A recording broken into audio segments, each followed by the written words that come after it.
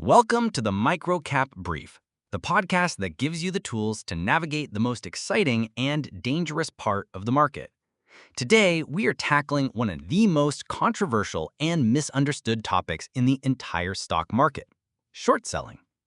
You've heard the term in the news, often associated with market drama and so-called meme stocks. But what is it really? And why is it so incredibly important for microcap investors to understand? Before we dive in, let's start with the absolute basics. What does it actually mean to short a stock?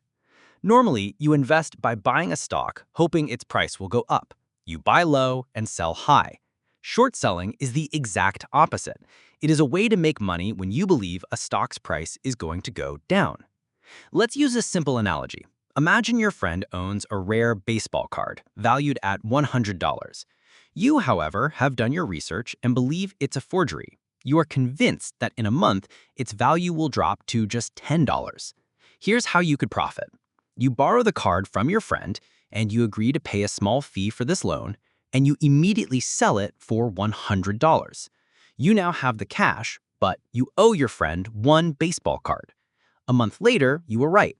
The card is exposed as a fake, and its value plummets to $10. You now buy an identical card for just $10 and return it to your friend. You sold for $100, bought for $10, and made a $90 profit, minus the small borrowing fee you paid. That, in its simplest form, is short selling. In the stock market, you borrow shares from a broker, paying interest to do so, sell them, and hope to buy them back later at a lower price. It's a bet against the company. Now that we understand the mechanics, let's introduce our core analogy for today. Think of the stock market as a living ecosystem. In this ecosystem, short sellers act like the immune system. Their job is to identify and attack weak, unhealthy, or fraudulent companies. A strong, healthy company can easily fight off this attack, but a weak one often can't. The presence of short sellers is a sign that the market's immune system has detected a potential disease. So, what symptoms does this immune system look for? It looks for the exact red flags that we've been covering in this series. Companies with a history of high dilution, companies with going concern warnings, companies facing a NASDAQ delisting countdown, and companies with management teams that overpromise and under-deliver. These are the prime targets. But, just like a real immune system, this process can sometimes go wrong. This brings us to the critical line between legal and illegal short selling. Legal short selling has a fundamental first step. Under regulations, like Regulation SHO, a seller must have located shares available to borrow and have a firm agreement in place to borrow them before selling them short.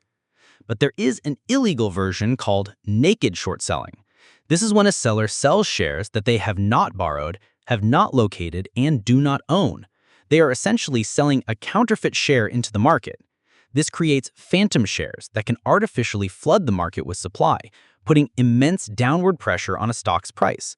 This practice is illegal for most market participants, but it can be very difficult to detect and prove.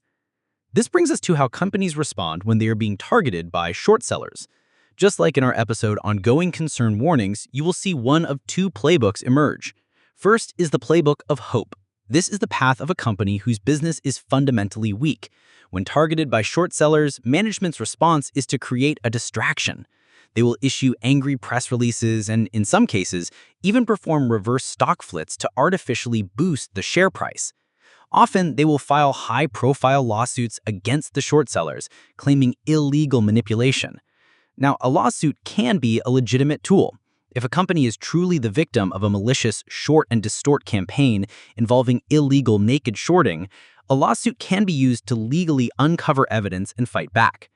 But for us as investors, a lawsuit remains a major red flag that requires extreme caution.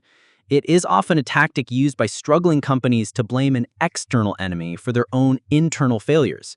Your job is to ask the critical question: is this lawsuit backed by a strong and improving business, or is it just a smokescreen to hide fundamental weakness? A lawsuit can signal a fight, but only strong quarterly reports can win the war. In contrast, there is the Playbook of Execution. This is the response of a strong, healthy company. They don't waste time attacking the short sellers. They focus on their business. They hit their milestones, they reduce their cash burn, they strengthen their balance sheet, and they communicate transparently. The best defense against short sellers is flawless execution. A healthy company defends itself with strong quarterly reports, not angry tweets. When a company successfully executes and proves the short sellers wrong with overwhelmingly positive news, it can trigger a short squeeze. This is when the rising price forces short sellers to buy back their shares to limit their losses. This rush of forced buying can cause the stock price to explode upwards. But here is our critical warning. Trying to participate in a short squeeze is not investing. It is high-stakes gambling. These events are rare, unpredictable, and can reverse in an instant, trapping inexperienced investors.